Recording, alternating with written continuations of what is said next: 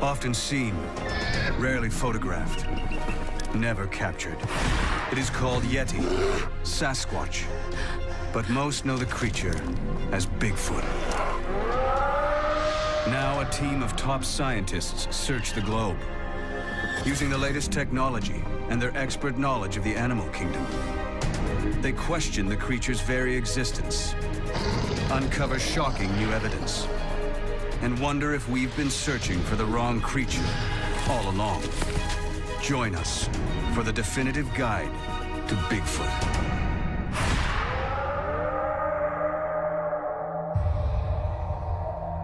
In 2009, more than 250 unexplained sightings of what was believed to be Bigfoot were recorded in North America. But they're the tip of the iceberg. Now, for the first time, we have created a global map of Bigfoot sightings. More than 10,000 from the last 200 years. At first, the sightings appear random, but closer scientific analysis reveals hidden but unmistakable patterns. More than 95% of all recorded sightings take place in Asia or North America. Nearly 70% of these are at high altitude and dense tree cover. There are also distinct hotspots where sightings are far more common than elsewhere. One is the Himalayas. Here, generations of eyewitnesses describe a gigantic snow ape, the Yeti. 2,000 miles south on the islands of Indonesia, locals talk of a wild ape man called Orang Pendek. While up in Central Asia, sightings of ancient Neanderthal-type humans go back centuries. And here in the wilderness of North America, they see a giant ape-like beast. Sasquatch. Vancouver, British Columbia. This booming city has a population of over 2 million people. But right on its doorstep is a vast wilderness. 62 million acres of ancient forest, much of which has never been logged. The wilds of British Columbia have one of the greatest concentration of Bigfoot encounters in the world, more than 400 in the last century. Here in the forests surrounding Chilliwack Lake in the summer of 2008, 3 sightings took place within 10 miles of each other. 2 on the same night.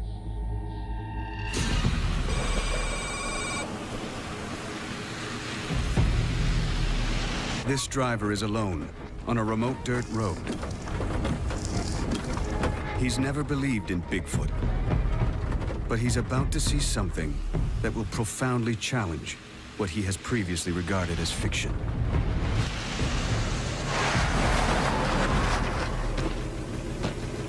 This is the report he filed. I was coming up the road here, in the lights. I seen something, like a bear almost. But I realized this couldn't be a bear. It seen me and immediately left. It moved like a ninja. Nothing can move like that.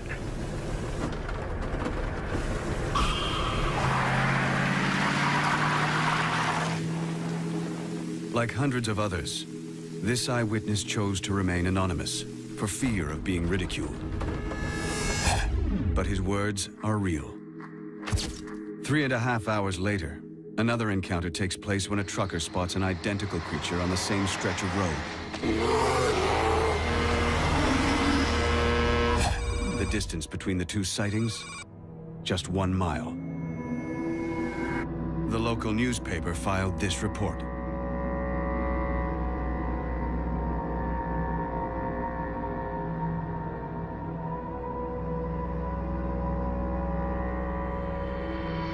Both eyewitnesses were convinced that what they saw was not a bear. 10 miles away, and 6 weeks later, a third encounter takes place in the forests around Chilliwack. This experienced hunter was out stalking deer off the Ruby Creek Forest Service Road. What happened next has haunted him ever since. Without warning, a rock hurls toward him. I swung my upper body and my rifle over to the side, thinking that it was a bear, and it wasn't. It was a rock in mid-flight. It looked to be about 2 feet long. So I was looking to where it came from. And I saw a flash of black, and it took off through the bush. It took it literally a couple of seconds from approximately this area here to about there. There are no records of bears ever throwing rocks. I come into contact with bears quite often, and it was not a bear. Didn't exactly want to find out what it was. I don't like knowing that there's something out there that can pick me up and use me as a toothpick. I spent the last 2 years trying to forget it ever happened. These 3 encounters are just a small sample of the rich history of sightings in this area.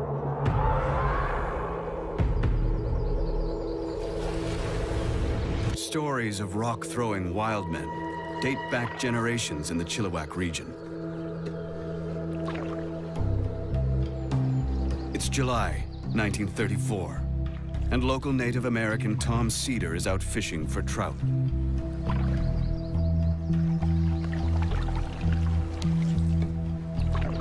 He's lived and hunted in this remote area all his life.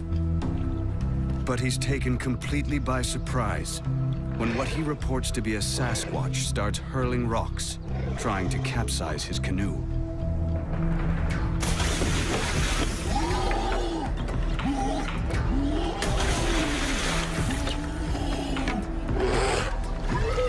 It's one of a series of attacks. And the first time local tribes share their long history of Sasquatch encounters with outsiders. This Sasquatch rock art from Northern California was painted in 500 AD. How do you explain hundreds of encounters stretching back over centuries? Something is out there, but what? Here in one of the world's Bigfoot hotspots, the forests of Canada, 5 of the world's leading scientists have come together to solve this global mystery. Field researchers and specialists, experts in discovering new species of primates, ancient humans, the habitats and behavior of the great apes, the fossil record, and the search for unidentified hominids. Their mission is to focus on how to find these unidentified creatures and establish once and for all if they exist. This is one of the most intriguing questions of zoological exploration that faces science in this modern era. Jeff Meldrum has first-hand experience of what may have been Bigfoot. Did you hear that? That rock was pretty good size. Let's stay here. We've had action. We've had rocks thrown at us. In 2007, he was part of a team besieged by an unidentified rock-throwing creature in a remote Canadian cabin. One of us was urinating off the porch when the first stone hit the side of the cabin. I'm still shaking. Teammate Ian Redmond has led several expeditions searching for evidence of the Yeti. He's convinced something unexplained is out there. If you put aside the hoaxers and the ones that are clearly mistaken identity, there's still a nugget, which is why we're all here. The team will concentrate on a fundamental principle. If Bigfoot is real, it must fit into our understanding of the natural world, meaning it must do everything other animals do, from feeding to finding a mate.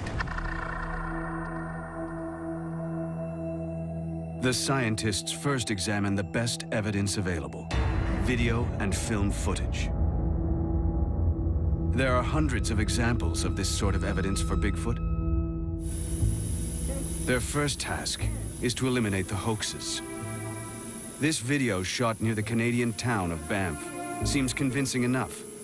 until you realize an identical creature was seen promoting a local business the night before. What is that? Don't tell me that's a Yeti. Then there are the videos where the images are so indistinct, they could be almost anything.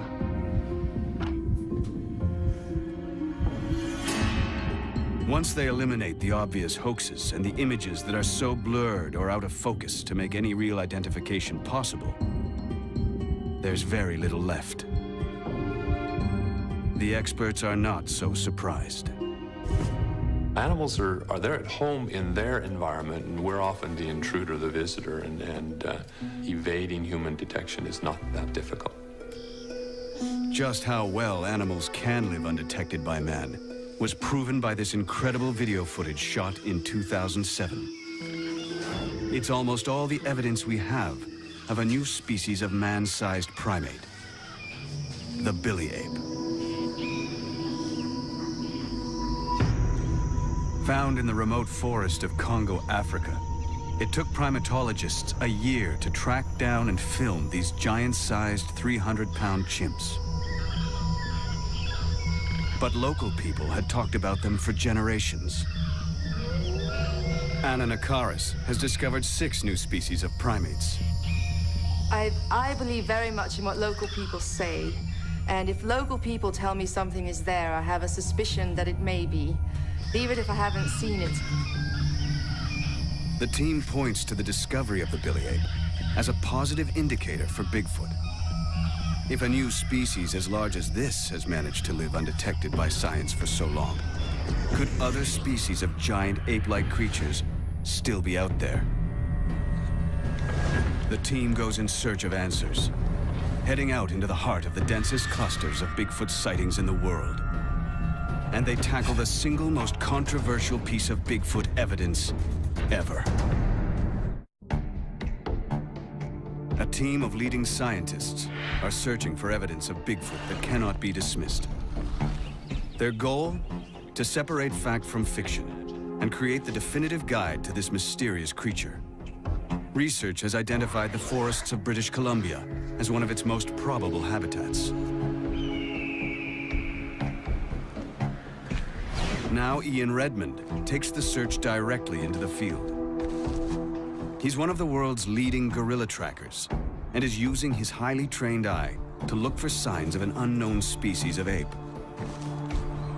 Redmond is on Vancouver Island, a place where sightings of Sasquatch are so common, it's sometimes nicknamed Ape Island.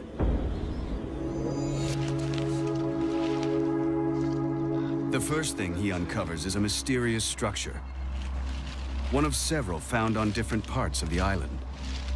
It's an example of what is often referred to as a Sasquatch stick structure. It is intriguing. Whatever did it, meant to do it. It's not an accident of trees falling. We can look all around us and see the odd tree falling, but nothing like this structure, this stick structure, which is what they're referred to as. The great apes all build nests to sleep in.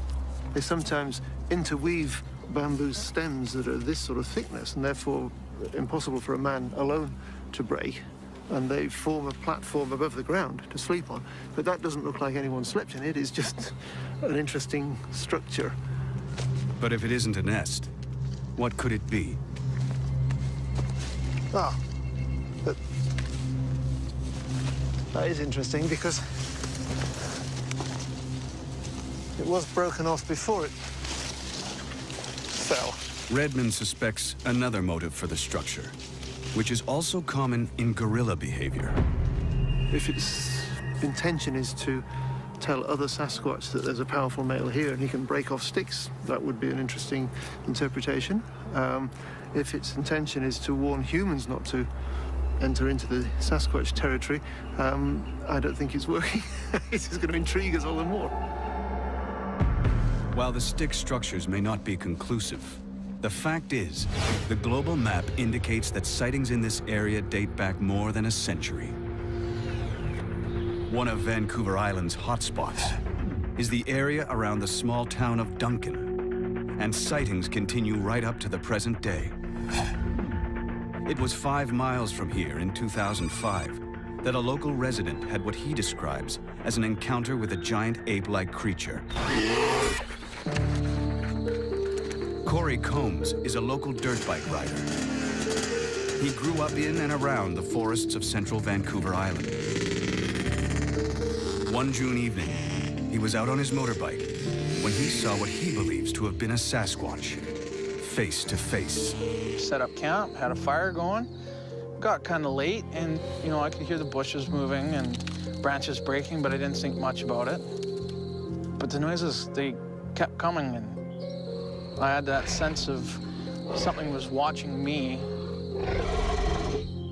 And we got our flashlight going, and the batteries were just about to die. And all I remember was seeing the light shine on its face before the battery died. And that was the instant that I knew exactly what was watching me, that it was indeed Sasquatch. Very distinctive facial features, you know, real broad cheeks, and very predominant eyebrow structure. The face of what looked like an ape. It turned, and then it was gone. And it just left me in just pure terror.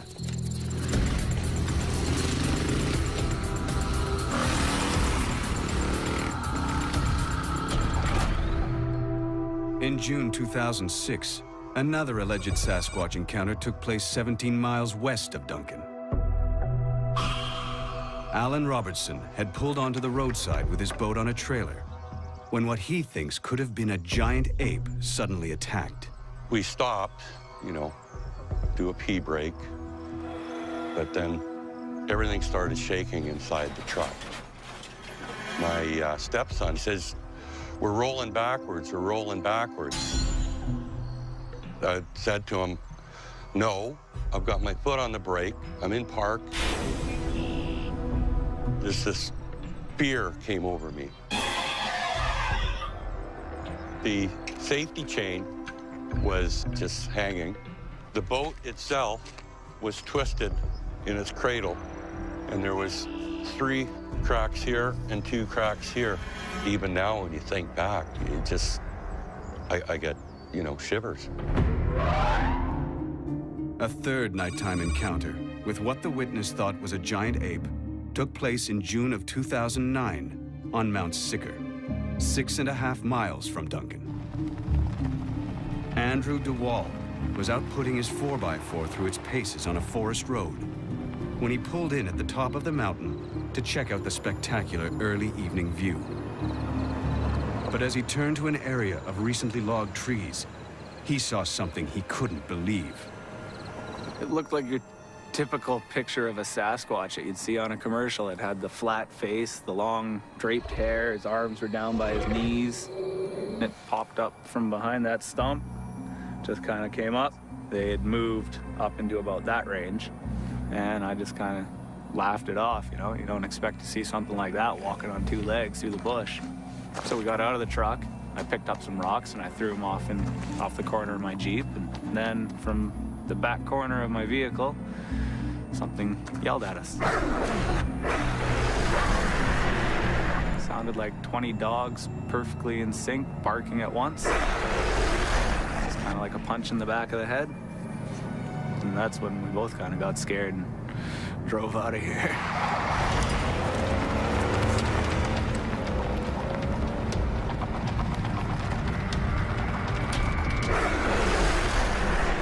Sasquatch howling like a pack of dogs sounds far-fetched, but gorillas also bark.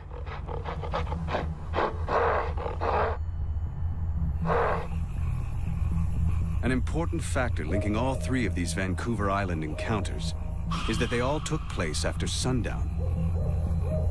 Apes don't have night vision, so how could Bigfoot be active at night? What they could be good at is seeing in the moonlight, because the forest in the moonlight is very similar to the forest at dawn and dusk, and you can see a lot in a full moon. And so if you're clever and you're an ape, or most apes are very clever, it'd be a great time to think you could avoid competition by being adapted to those periods. Ian Redmond now joins a team of local Bigfoot researchers on a moonlit stakeout. Cindy Dawson leads them. Her determination to find the truth comes from personal experience. I was on a game trail, and 2 deer come flying up the trail, and I took that as a high alert that something's following them. This animal started vocalizing at me. The sound was so strong, I could feel it, and I was probably 200 feet away. It was like a yell, scream, roar, all in one sentence. Tonight, Cindy's hoping she'll hear Sasquatch again. Her team have come equipped with a high-tech listening device and an advanced night vision camera to perhaps capture its image. The reports suggest that they are often active at night, but the visibility, even in daytime here, is only going to be a few yards in any direction. So it's probably going to be sound that alerts us to their presence. One twilight behavior other local researchers have noticed is tree knocking.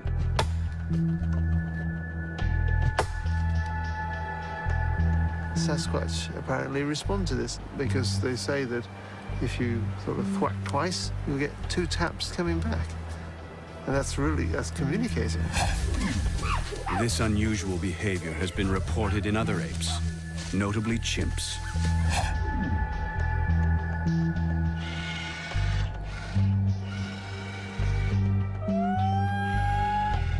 While they wait for a reply, the researchers try another tactic, known to provoke a response from what they think is Sasquatch.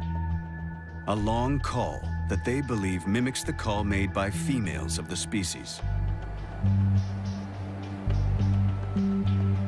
Incredibly, against all odds, a faint reply.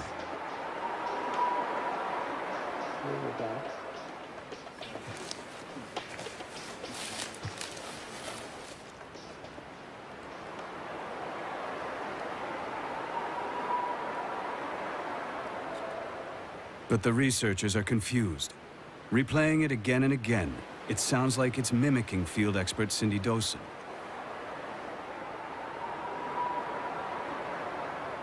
It sounds almost human.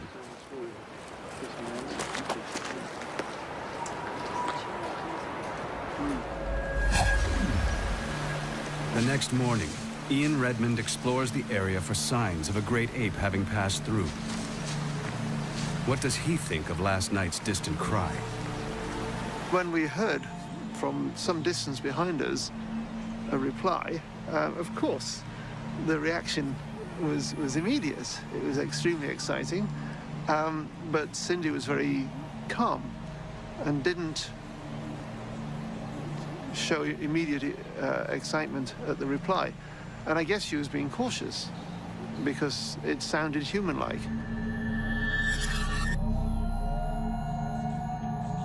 While they investigate further, Jeff Meldrum tries a new technique he hopes will uncover solid evidence. He's teamed up with Bigfoot researcher and habitat specialist John Mayenzinski. They've gone back to the drawing board and come up with a new and untried method for finding Sasquatch: tracker dogs. Well, these detection dogs are used quite commonly in search and rescue efforts, but also in recovery efforts, finding the remains of a deceased hiker or hunter. If dogs like these can be trained to locate human remains, they could, in theory, be trained to find the remains of Sasquatch. The most difficult part of the training is finding something that may give the dogs the creature's scent. Our first sample came from a mountain range in Washington State, about 20 years old now. The other sample is much more recent. This is about 2 months old. It comes from the Rockies, and it was also associated with tracks. It's a tough call. The experts can't be sure if the samples are genuine, nor that they give off enough scent to potentially train the dogs to hunt for remains. The 2 dogs take it in turns to try and pick up scent from either of the samples. The first dog detects nothing.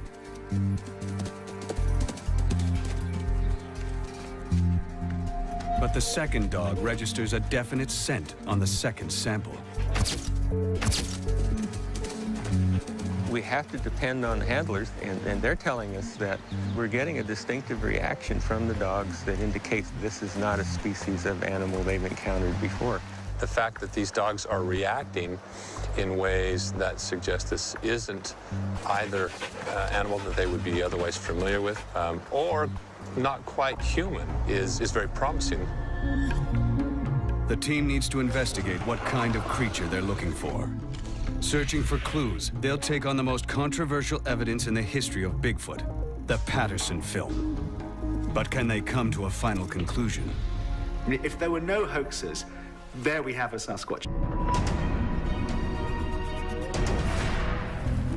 It is one of the greatest mysteries of our time, the search for a creature known as Bigfoot.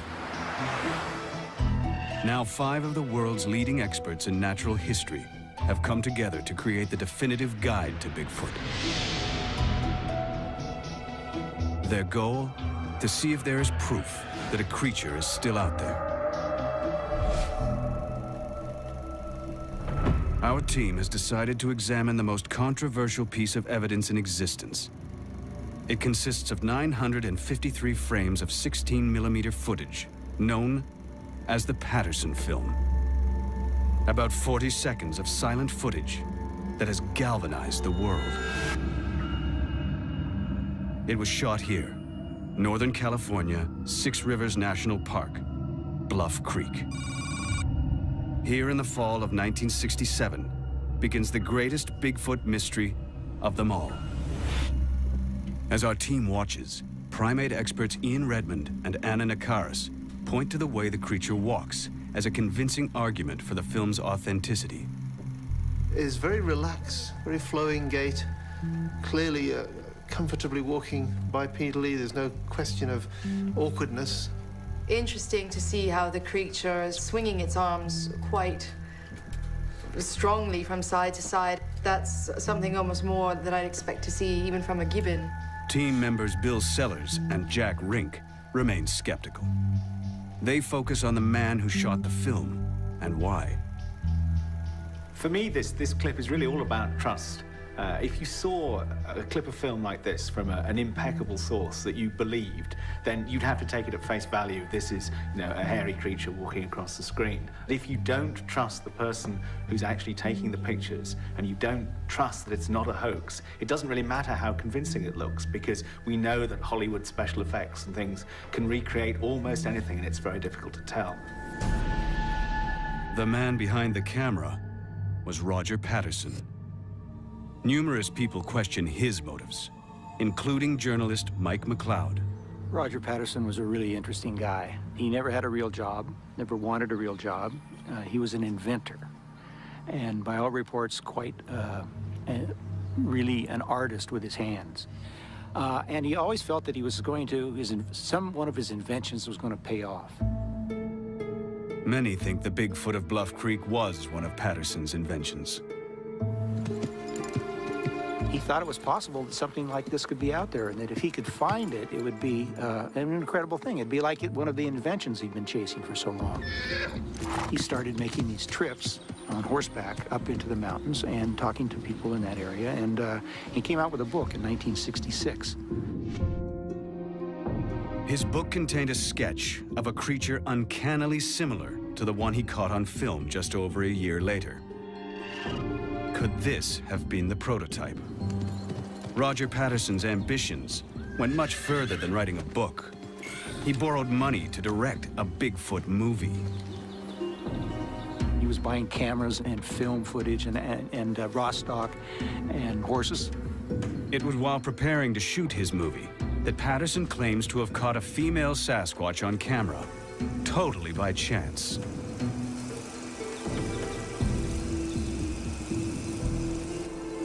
It all sounds too good to be true. Since then, the film has been subjected to 40 years of scientific scrutiny. From biometric analysis of the creature's gait and stride length, to markers showing its height in the natural environment, no one has managed to prove it's a fake. Examining a digitally enhanced section of the film for themselves, the team can see why. interesting that they chose a female. I think that's a more difficult thing to fake, is that female anatomy, and it looks pretty natural. And so if it is a costume or if it is a suit, I think they've done it pretty well. If Roger Patterson wanted to create a hoax, why would he go to the trouble of creating an anatomically correct female? Ian Redmond agrees. The film seems too realistic to be a fake creature, created by a rookie filmmaker. There are bits of the anatomy just look very convincing. There appears to be shorter hair, slightly lighter hair around the waist. It just looks like the way a silverback's back narrows in a little bit and has that short hair there compared to the longer hair on the arms. It just looks like a silverback. And in 1967, most people had not seen photographs of gorillas. I think it's a very exciting bit of film. But the team disagree on the head turn. The part that really bothers me the most is the turn to look towards the camera. Looks so human to me. But after hundreds of hours tracking gorillas in the wild, Ian Redmond is intimately familiar with how they move. If you work with great apes, you see that many of those mannerisms, the way you stop, listen, look, are actually shared by all the great apes, human and non-human. This remarkable footage of a gorilla, shot in a wildlife park, shows how closely they can resemble humans when walking on two legs. But journalist Mike McLeod thinks he has the story that shatters the Patterson myth. Roger Patterson was broke and he had to provide for his family. And if you're making a film, you can spend a lot of money real quick. And he went through that money zippity. I think he went down and shot that film in California because he just needed to get, that was the money shot. He needed the money shot because any film about Bigfoot, it ain't going to sell unless you got the money shot, and the money shot is the creature. Nobody's ever found a suit. It was either made of cowhide or it may have been rented from a costume rental studio.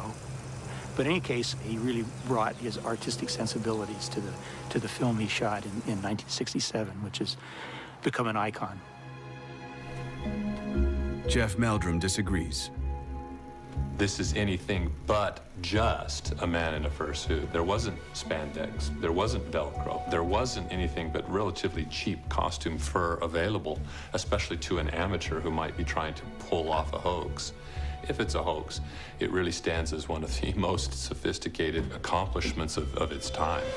I have to disagree, actually. It's not. I mean, to me, I look at it, and given its history and so forth, you know, it shrieks at me, man in suit. It really does.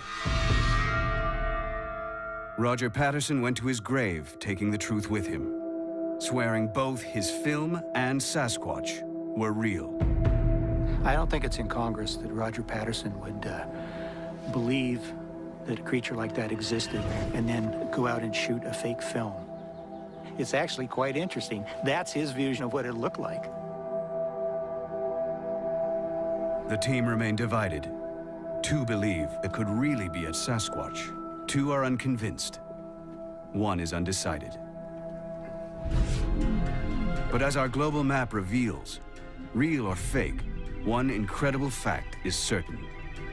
In the years after Roger Patterson's film, places like Ohio, Pennsylvania, Maryland, Texas, and Montana, who have almost no previous history of Bigfoot sightings, have become sightings hotspots. In just 10 years, there are more sightings than in the previous 150, and they just keep coming.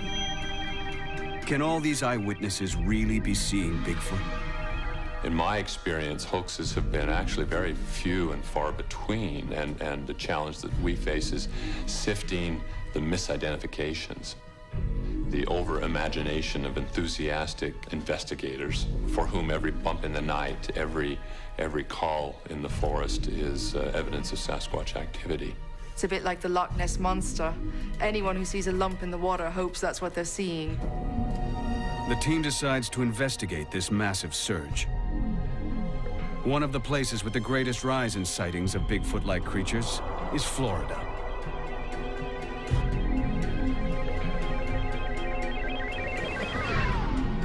Here, locals claim to encounter a type of Bigfoot they call the skunk ape, because of its terrible smell.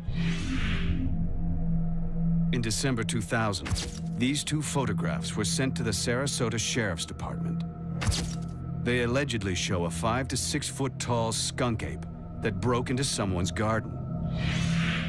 Is this creature fact, fiction, or a case of mistaken identity? Florida's tropical swamp is an ideal habitat for an ape, but the scientists are highly skeptical it's Bigfoot.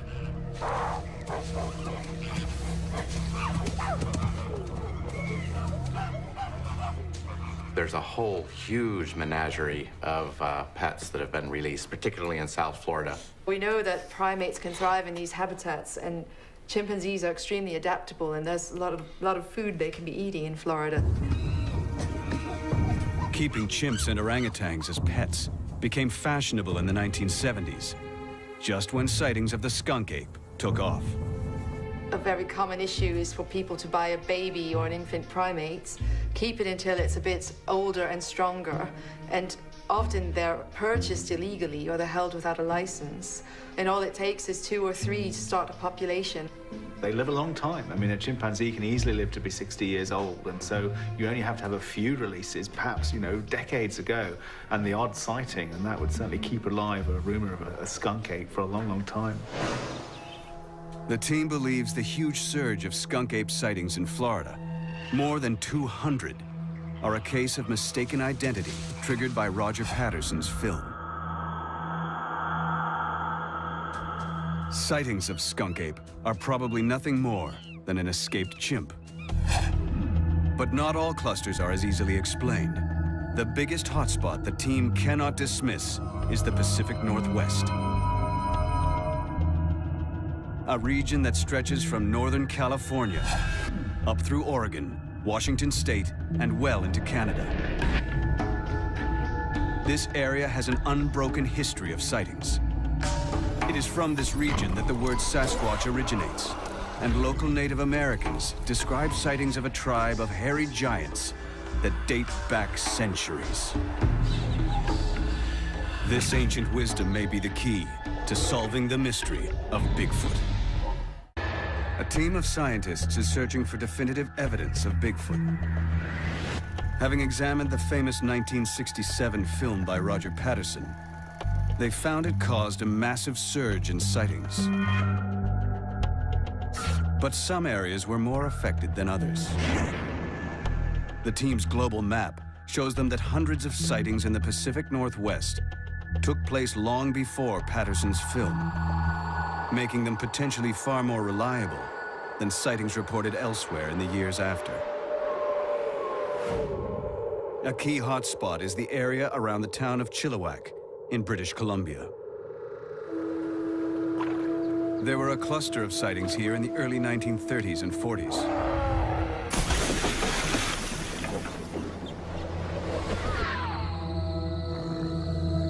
One of the best documented encounters took place in July 1934 in a remote forest on the edge of the Chehalis Indian Reserve. Millie Saw and a friend are at home.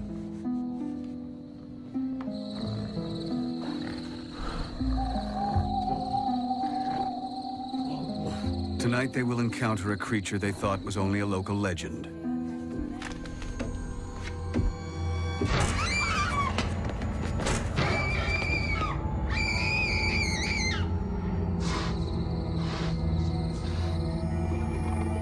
The two women report a giant hairy hand at their window and being trapped for the whole night by a monstrous creature. It's an untarnished record from impeccable witnesses. And they're not alone.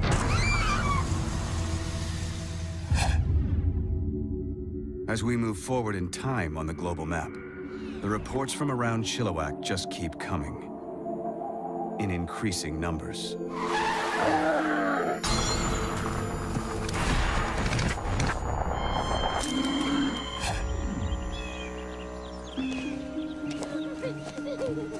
September 1941. This is Jenny Chapman and her young children.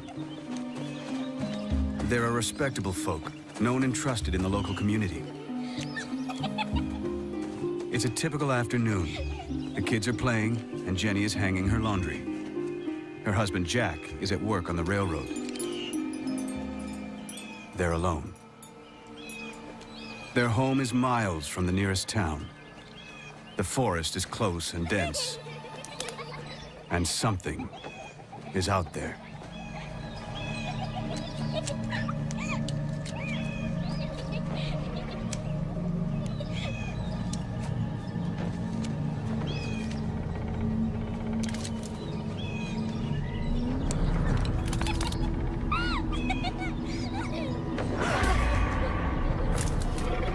Come here, come behind me. Jenny knows it's not a bear. Come here, stay behind me. And it certainly isn't human. She only knows it is a creature she has never seen before. Jenny Chapman and her children flee for their lives.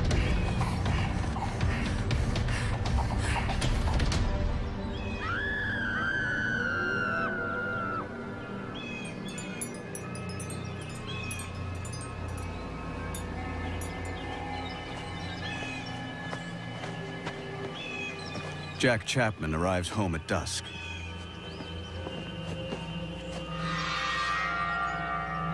Sarah! Sarah! Jenny! Jenny! He finds strange reddish-brown hair snagged on the high door lintel. The house has been ransacked.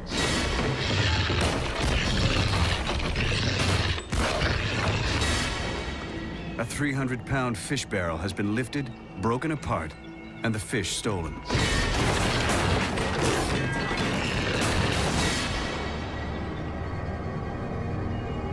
Realizing his wife and children are missing, he runs into the forest. Jack Chapman eventually finds his family taking refuge in the nearby town. The family never returns to the homestead.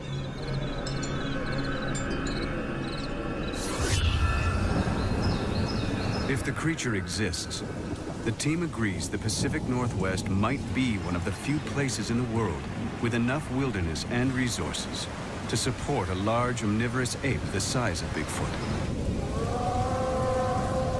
But there are some crucial questions they need to answer. One of the things you need to work out is actually what they eat, particularly what they might eat during the winter when, you know, food is presumably not very good supply. And the sort of the equivalent animal that you might think of would be something like a bear, which of course can hibernate. But the larger primates, really, it's not something that they can do. So you need a food supply. Yeah, right. And in the Pacific Northwest, I mean, one thing to bear in mind that the coastal forests of British Columbia, for example, has very little snow accumulation during the winter. And so there are thousands of miles of coastline through that inside passage up into southeastern Alaska that actually is a very rich habitat and provides a lot of food resources throughout the year. Yeah, things like shellfish and Shellfish and kelp and all the invertebrates that are available in the tide pools. The ransacking of the Chapman's house suggests Sasquatch has an appetite for fish. If so, it wouldn't be the only primate to eat seafood. Several species of monkeys eat mollusks they find in shallow water. But Sasquatch are frequently seen far inland at much higher altitudes. Surviving here would require Sasquatch to live on hard-to-process foodstuffs, like sedge grass, leaves, even bark. This in turn would require a specially adapted gut. A very long gut with a long passage time allows them to process coarser food items, leaves and so forth, that would be unavailable to many other animals that inhabit the western United States. It's not out of the realm of possibility whatsoever. But do sightings of Sasquatch in the Pacific Northwest match up with the best food zones for a large omnivorous ape? Using the global map, the team compares sightings with the best possible habitats. They match up almost perfectly. Well, there's a lot of links between altitude, precipitation, and temperature, and also with vegetation. So if you get more rain, you tend to get more vegetation. So we're seeing them in the northwestern rainforest. The whole team agrees that a giant omnivorous ape could survive in the Pacific Northwest. But they need to consider a crucial question. How did a giant ape get to North America? Seeking answers, they look to Asia and sightings of another famous unknown creature, the Yeti.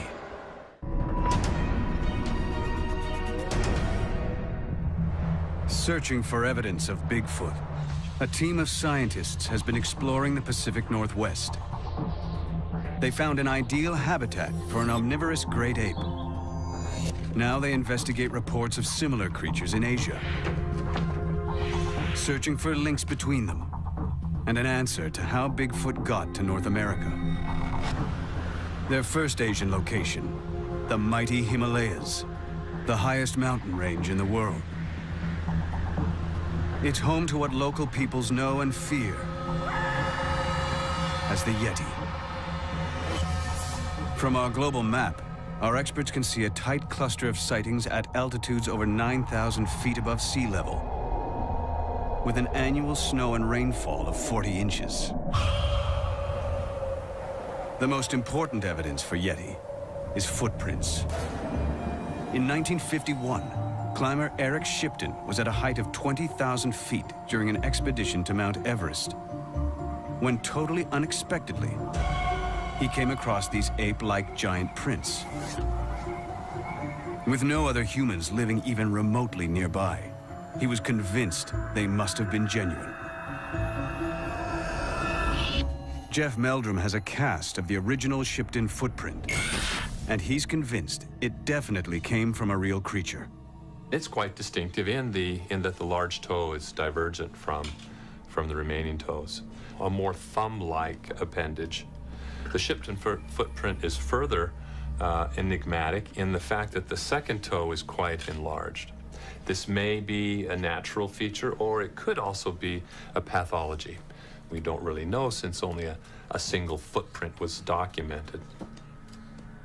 It seems extremely unlikely that someone would add an injury to a faked footprint. And even more improbable that they would fake footprints on a remote snowfield more than 20,000 feet up in the Himalayas. The trouble is, this seems an unlikely habitat for a giant ape. Primates are basically tropical animals. The sort of temperate, very cold areas that you see Yeti in are really very different from what you'd expect to see with a modern primate.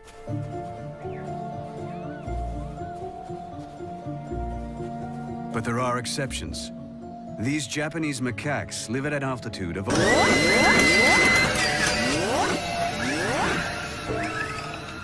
over 10,000 feet, and further north than any known primate. They've adapted to survive in temperatures of -4 degrees Fahrenheit. Could Yeti have adapted to live in the same environment? There are other primates that are adapted for high altitudes, and they have very huge home ranges. I don't think Yetis live in the snowfields. I think they pass through the snowfields, and they spend most of the time foraging in the forest where the food is. And on my one visit to Nepal, I was impressed by the number of food plants that were the same as mountain gorilla food plants. Yeti's available diet and its footprints suggest it could be a creature closely related to a giant mountain gorilla. But locals say they have seen it tearing yaks and goats apart with claws. This seems impossible because apes don't have claws. Ian Redmond's experience on expedition suggests there may be a simple explanation. I found the carcass of a wild goat, which had been eaten by a predator, and there were big cat prints nearby. But I would think that any intelligent hominid coming across a carcass killed by another predator would immediately avail himself of it. Rather than kill yaks and goats itself, Yeti could be a scavenger. The team has little other evidence to go on. Tibetan and Nepalese monks treasure Yeti hairs and bones as sacred artifacts. Some samples have been analyzed for DNA, but so far, almost all have been identified as belonging to other known animals. But the Yeti isn't the only unknown giant creature in this isolated part of the world. Less than 300 miles from Mount Everest, in the mountainous jungles of the Garo Hills of northern India, there is a long history of sightings of an almost identical creature, called locally the Mande Barum. Local people encounter them all the time. They see them in the forest. They say in general they're quite gentle, that they don't really harm you, but they're still extremely afraid of them. Descriptions of the Mande Barum and the Yeti show such close similarities. Team member Ian Redmond thinks they are the same species, just adapted to different environments. I think of it as the lowland Yeti. It's not up in the snowfields, it's down in hot, steamy tropical forests of northern India. Evidence for this lowland Yeti is even more difficult to track down. It's actually very good luck to get a piece of it. And so by the time anybody goes to investigate it, villagers have come from miles around and ripped off a token. And it's almost like a relic, a little piece of a saint. You never see a whole body, but you occasionally see the scalp or you see a finger bone. And in fact, local ranger he had a finger bone, and he wanted to have it submitted for DNA analysis to see what it was. And he gave it to the Department of Wildlife, and they thought it would bring mockery to the department, and so it disappeared. I think what this does, though, is highlight fear of ridicule, because anyone who's seen any of these things is likely to keep quiet about it because they'll be mocked. 1,000 miles east, in China, is what may be a third variety of Yeti. A creature the Chinese call the Yeren. In the mountainous forests of central China is a cluster of 200 sightings. But these are just reports from the last few decades. Legends of encounters with the Yeren, or wild man, date back to 200 BC. Yeren, Yeti, and Mande Barum, three almost identical Bigfoot-type creatures, all sighted within a few hundred miles of each other. The theory is they could all be linked and share the same ancestor, a giant ape that lived in Asia in the past.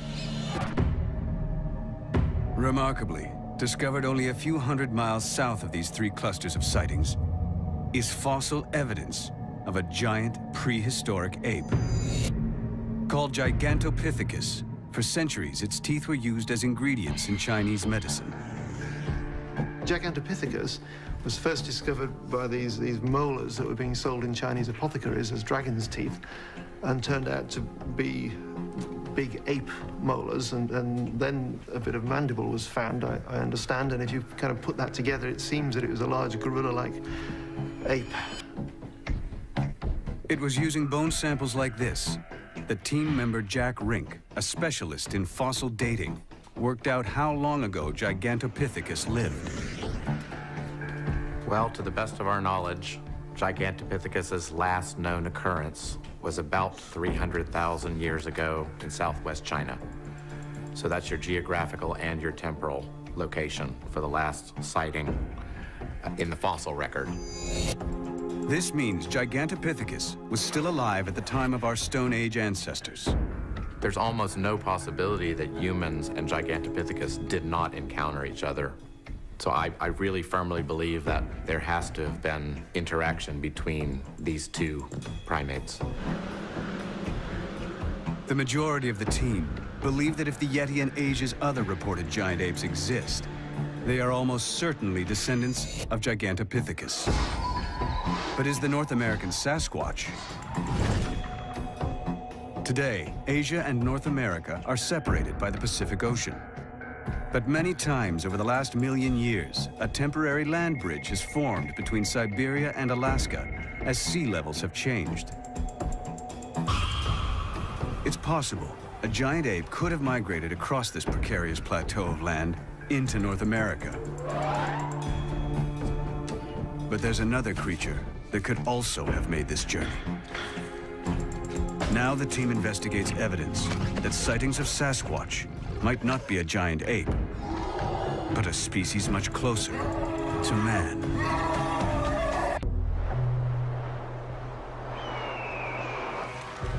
One summer afternoon in 2007, Robert Wilson was driving in a heavily forested area on Vancouver Island. He didn't know it, but the area had a long history of Bigfoot sightings.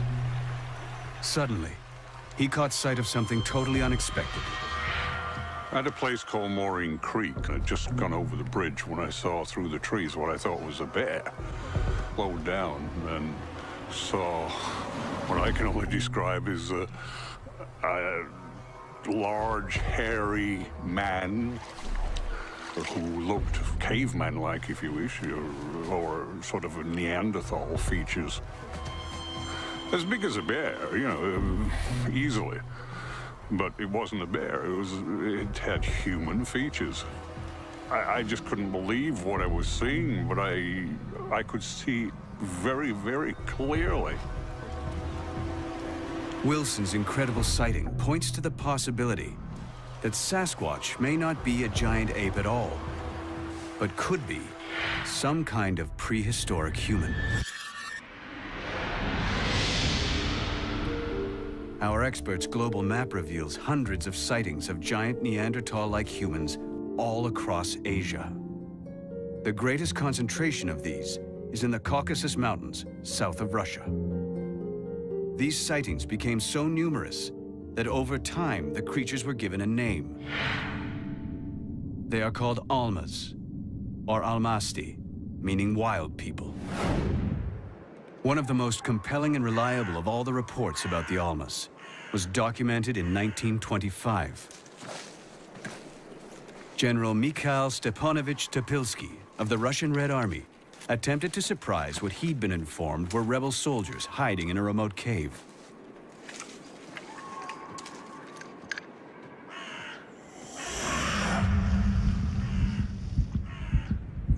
The Russians could hear something moving inside.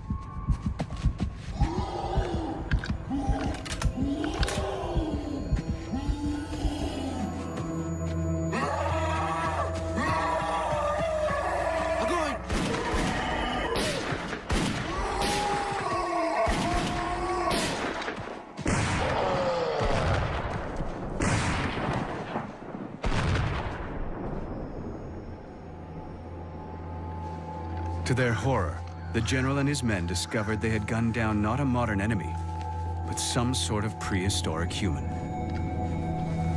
The dead creature lay with his eyes open and his teeth bared. In general, the hair was very thick, without any underfur. The knees were completely bare of hair, and there were callous growths on them. The color of the face was dark. The nose was flat, with a deeply sunken bridge.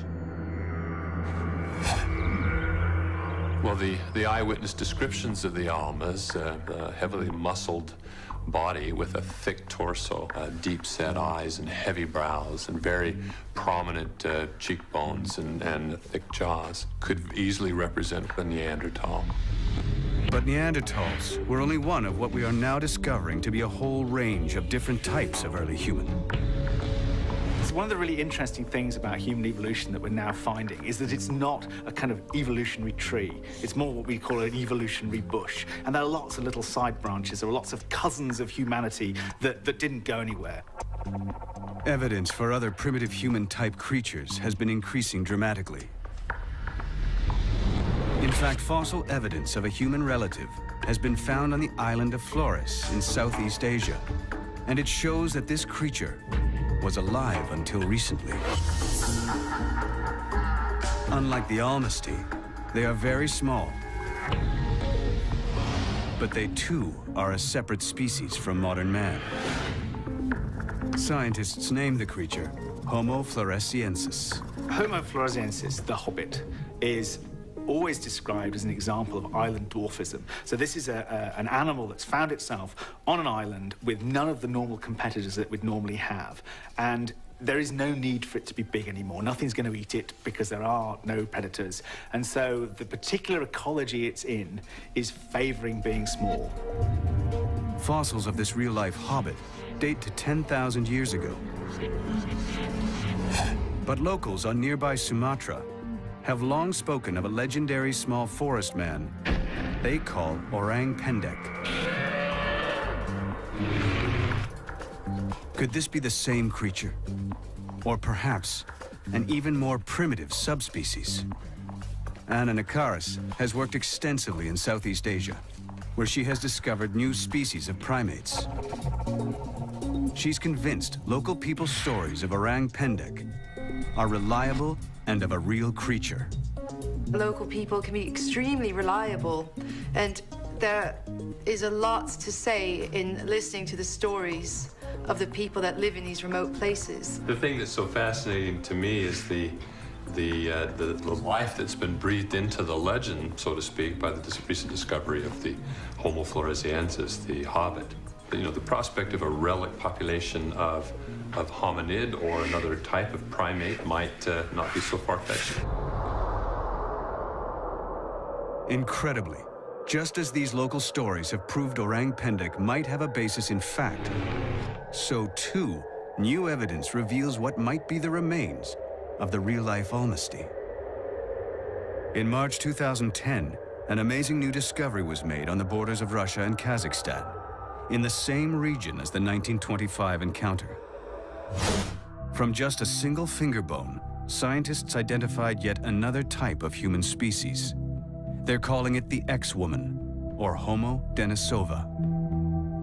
So we've got this X-woman that's just been identified just from a finger bone that we've extracted DNA from. And the DNA in this finger bone is sufficiently different from the DNA that we've extracted from other modern humans and from Neanderthals that we think it was probably from a completely different species. So in fact, having multiple species of humanity is probably the norm.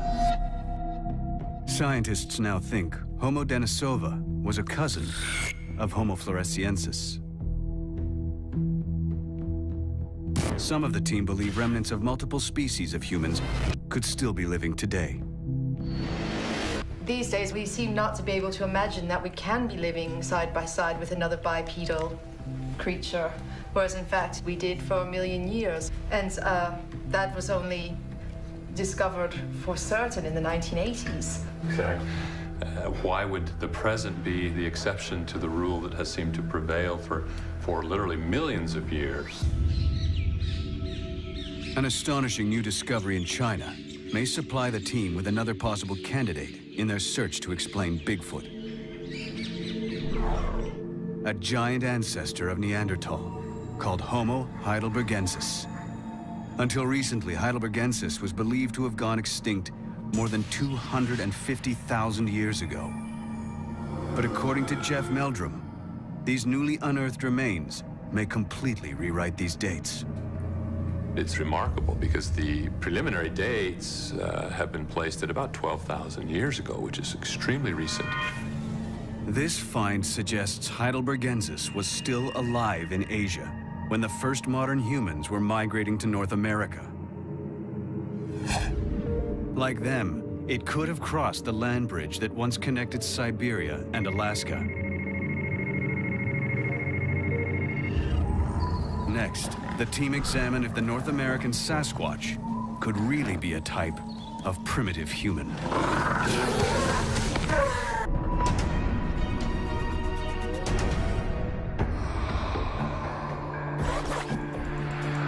In their quest to find definitive evidence of Bigfoot, a team of scientists is examining the possibility that the creature may be a type of early human.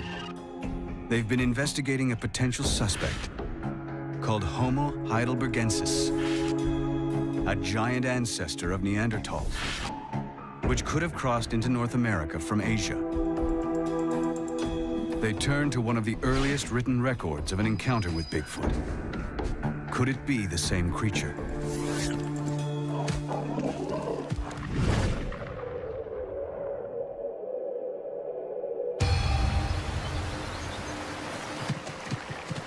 1891. Herman Gilbert and his brother-in-law have come west to stake a claim for land. They're in Northern California, at the southern end of the Cascade Mountains. This is the same area where Roger Patterson will shoot his famous film of a giant ape-like creature 76 years later.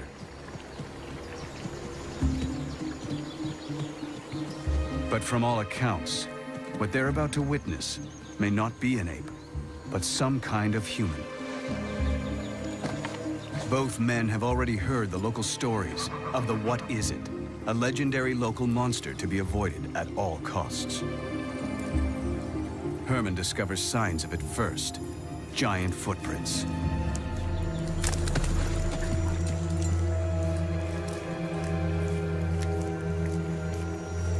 Bones and gore litter the area. The smell is overpowering.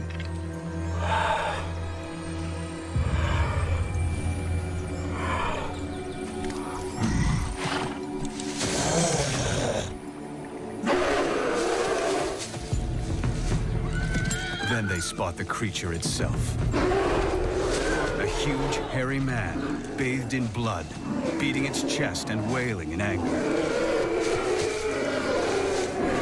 Like others who have seen it before them, Gilbert and his brother-in-law flee.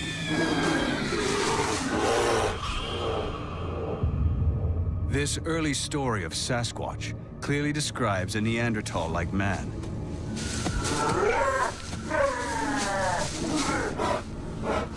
One possible candidate for Bigfoot is an ancestor of Neanderthal called Homo heidelbergensis.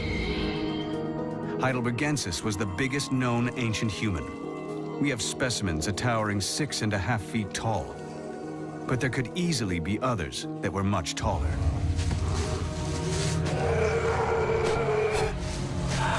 But Jeff Meldrum thinks Sasquatch behavior is far too wild to be explained as that of a human. In the case of heidelbergensis, given its degree of sophistication, intelligence, cultural evolution, it seems unlikely that it would have simply abandoned all of those trappings of humanity to adopt an austere life in the wild. But some of the team disagree and think it may be because it's an early human and has kept some of its human-like traits that we can't find it. It may still practice human rituals, like burying its dead. Perhaps they bury them in unmarked graves. They don't just die and rot in the forest. There is some ceremony involved. That would account for not finding remains. Maybe due to competition, these large-brained, intelligent human species are really doing their best to avoid humans. And so they've gone more or less into a cryptic behavior, operating at a time when we don't see them or in habitats we don't choose. But sometimes our worlds do cross, as the Chapmans found out when their house was ransacked in 1941. It's likely Homo heidelbergensis could easily lift and smash a 300-pound barrel of fish.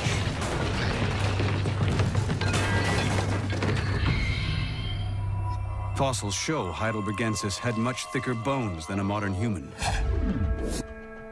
Bone's expensive, so if you've got thick bones, then you're going to have fairly big muscles to operate these things. Thick bones, big muscles, and therefore you were stronger. This stronger frame and muscles could also explain how the creatures have regularly been reported to run at speeds of 30 miles per hour. Sprinters, it's all about power. It's all about having kind of a bigger engine. So that's sort of more muscle for your weight. Perhaps they were built for sprinting. Today's fastest sprinters average 6.3 feet tall and run at 27 miles per hour. A super strong 6'5" heidelbergensis could easily be faster. And that's not all. Native American stories of Sasquatch describe hairy, rock-throwing men, which closely match the description of heidelbergensis. The tribes of the Pacific Northwest also report the Sasquatch's attraction to human women. These stories stretch back centuries, but even today, they remain protective of women when they believe Bigfoot is at large. when non-tribal people visit those locations where they take special care and they escort the females back to their vehicles and make sure that they are safely off the reservation. And I've personally been escorted off a reservation because they believed that there was a Bigfoot in the location. One woman who says she knows what it's like to be pursued by a Sasquatch is Cindy Dosen. In April 2008, she was out in the forest around Maple Mountain, Vancouver Island, when an unidentified giant creature pursued her.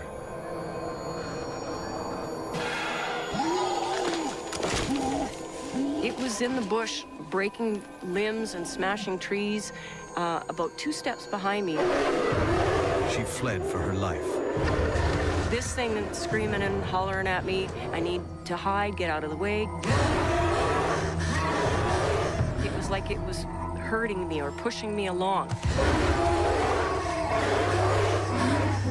The creature chased Cindy several hundred yards until she reached the safety of her 4x4 and sped off.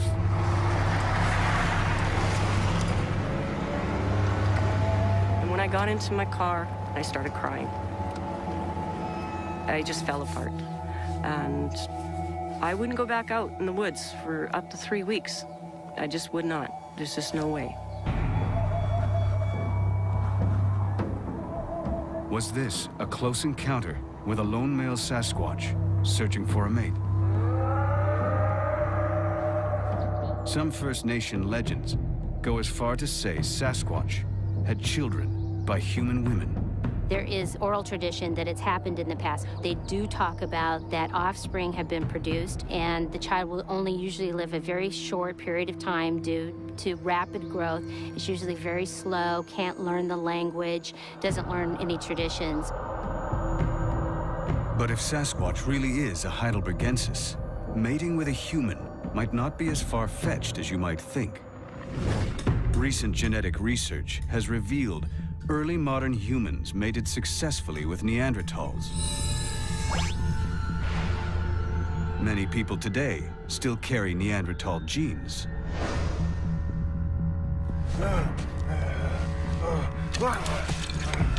The team has assessed a body of evidence that supports the idea that Sasquatch could be an ancient human. Height, strength, speed, even sexual attraction all make more sense if Sasquatch is a type of oversized heidelbergensis. But Professor Jack Rink is about to propose a dramatic, never-before-revealed theory that suggests Bigfoot isn't an ancient species, but a type of modern human that has transformed itself into a creature of the wild. Our scientists believe there are most likely 2 explanations for Bigfoot, if it exists. The first is that it's a giant ape descended from a prehistoric creature called Gigantopithecus. The second, it's an unidentified species of ancient human, possibly a Homo heidelbergensis. But now the team investigates a third possibility, a new theory that focuses on the Pacific Northwest.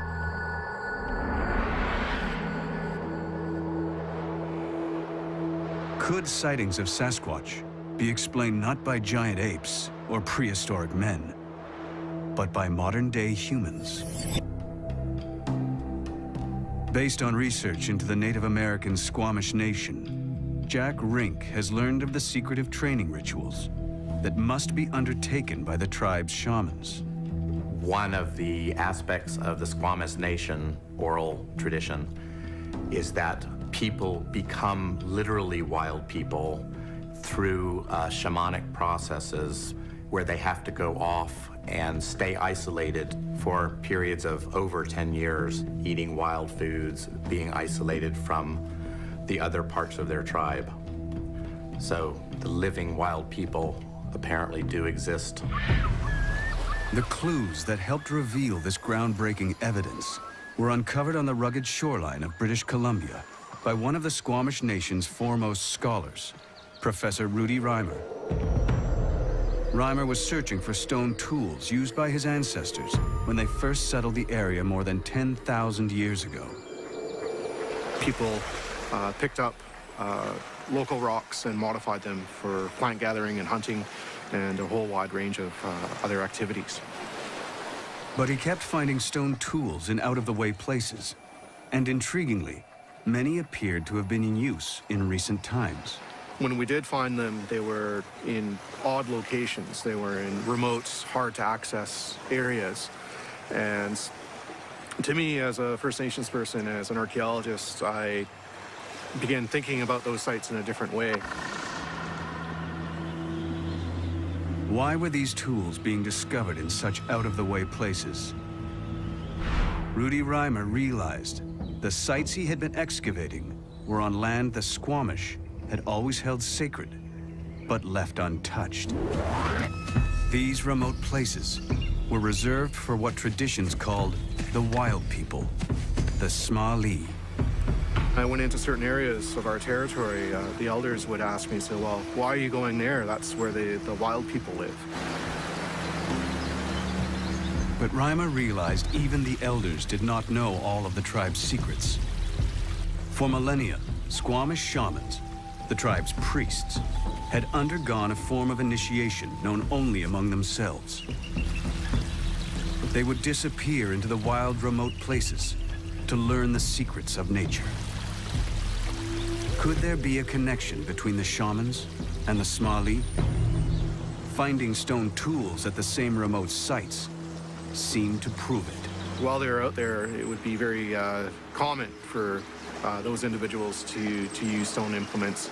And as a result, we find remnants in very remote locations where people would have gone to do those spiritual training, those physical training activities. But how could shamans be mistaken for Sasquatch? The young men who undertook shamanic training were expected to live in complete isolation from the rest of the world. They were forbidden from coming into contact with people. Cut off, even from their own tribe, their training could take years. In the process, gradually transforming them into unrecognizable wild men. After a few years, they would have appeared very differently than someone living back at their home village, interacting with plants, animals, being on their own for extended periods of time. You know, they would have become very physically fit. Their hair would have become very long and unkept, but they also be behaving differently. They may be mistaken for what we call an ape or a strange creature dwelling out in the wilderness. Some traditions even speak of these wild young men covering their bodies in thick horsehair moss to keep warm. If someone was wearing a coat of black lichen, of course, they'd look like a hairy man. Yeah. But at the same time, are they doing that because they want to look like a Sasquatch as part of their ritual? It's easy to see how the legend of hairy wild men was born. My perspective offers a cultural explanation for what we call Sasquatch, or what we in the Squamish Nation call Smilaith, the wild people. Explaining Sasquatch as a case of mistaken identity would only be possible if shamanic training was still happening in the forests of British Columbia today.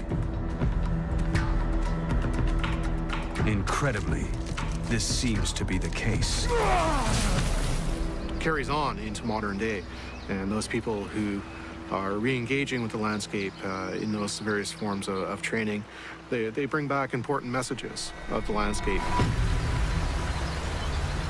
And it's not just the Squamish people.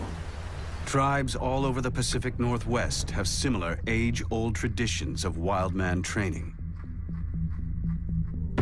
Can more than 400 local eyewitnesses over more than 100 years actually have been staring into the eyes of Squamish shamans?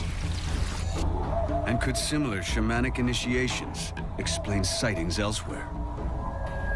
And the question might arise, can these account for all of the Bigfoot Sasquatch sightings that we have in North America? Could this really be an answer to the question of Bigfoot? There would have to be a whole lot of tribes participating in this back-to-nature wild man concept in order for that to be a reality. I don't see how the essence of what Bigfoot is to so many cultures across North America could possibly be represented with such a simple explanation. It's time for the team to weigh the evidence and reveal their findings.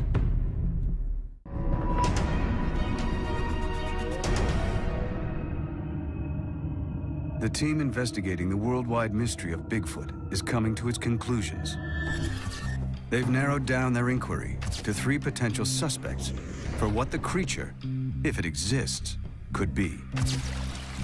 Now they consider this 3rd and latest suspect, Native American shamans training in the wild. Can these account for all of the Bigfoot Sasquatch sightings that we have in North America? It wouldn't account for the 16-inch footprints, though, would it? Ian Redmond has spotted a major flaw in the shaman theory. The creature is named Bigfoot for good reason. No ordinary human could ever leave footprints like these. Studying the giant-sized footprints allegedly left by Sasquatch is Jeff Meldrum's specialty. He's studied hundreds of them and found the distribution of sizes follows a pattern identical to a real animal species. This is exactly the type of data we would expect if we were, in fact, sampling a real population. But the existence of hoaxers makes any definitive conclusion drawn from footprints alone uncertain. What we really need is a live specimen, or the next best thing, its bones. As soon as you have a skull, everyone is happy. You've got all the information you need, particularly things like teeth, because, you know, they're so different between different mammal species. If you had, there'd be no argument. It would be kind of a done deal. There is no fossil evidence either, but some of the experts are not surprised. We know virtually nothing about gorilla fossil history because they live in forests. And in forests, fossils don't form very well. There's this scrabble for nutrients. An animal dies, it decomposes, and all the nutrients go back into the trees or other animals, and you don't get fossils. But if Sasquatch is a giant ape, there is other evidence the scientists might expect to find. If they're eating all this vegetable matter, they're producing a lot of dung. Perhaps they bury it. Perhaps their tradition is to scoop a hole, defecate in it, and cover it. And that's why we never find dung around the forest where they live. All the scientists have are tantalizing clues. Hair samples that don't register as any known species. Recorded calls in the night. And most crucial of all, thousands of eyewitness reports from all over the world. Using their global map, the team has advanced the search for Bigfoot in unexpected new directions. By analyzing clusters of sightings, they have revealed fascinating new insights into its likely habitat, behavior, and ancestry. Most important of all, they have shown how the Roger Patterson film of 1967 set off an unprecedented wave of sightings that continues to this day. But by closely examining the changing patterns of data before and after Patterson's film, the team has turned the clock back and filtered out many of the distortions the footage has caused. This helped them rule out either hoaxes or cases of mistaken identity, like Florida's skunk ape, which the team believes is probably one or more escaped chimps or other species of ape. On the other side of the world, in the forest of Sumatra, the team found the opposite, a history of sightings that cannot be explained by mistaken identity. What the 3-foot-high orang pendek is, no one yet knows, but most of the team thinks it's a genuine case of an unknown creature. I think of all of them, that's got a very strong possibility to be discovered. Elsewhere in Asia, by analyzing sightings of Yeti, Yeren, and the Mande Burung, the team found they were all reported within a few hundred miles of each other. The discovery of fossils of a giant ape called Gigantopithecus, found in the same part of Asia, pointed to what might be their common ancestor. But they also examined striking fossil evidence of another potential Bigfoot suspect, the Neanderthal-like almasty. If such creatures exist, they must have crossed into North America from Asia along the now vanished land bridge called Beringia. The final question our experts must confront is, did they? Bill Sellers thinks not. This is an absolute case there that we've not got the cut and dried evidence. We've got no skull, we've got no bones, and eventually we have to admit that we should have that. But Jeff Meldrum is optimistic. Like the recently discovered X-woman, just one bone could change science's view of Bigfoot overnight. A single tooth could make all the difference. Suddenly, I think there would be much more interest in the Sasquatch question from the mainstream scientific community. Jack Rink remains open-minded about the existence of giant unknown apes in the world. I'm not completely convinced that we are dealing with a mistaken identity phenomenon. I think there's a considerable amount of evidence that there may be, in fact, some primates out there. Anna Nakaris and Ian Redmond believe the sightings are strong enough to warrant further detailed investigation. It's extraordinary. Why aren't we putting more people on the ground to live in remote areas with all the appropriate equipment to record sounds and capture on camera traps these creatures? But what creature do they hope to find? Well, certainly there is a lot of difference of opinion as to what the nature of the Sasquatch is. There are those, such as myself, that hypothesize that it's much nearer an ape in its nature. But there are also others who maintain this is a type of person. If that is the case, then we really have to sort of redefine what the label human encompasses. Whatever Bigfoot is, remains a mystery we may never solve. Like many extinct species, it may already have vanished.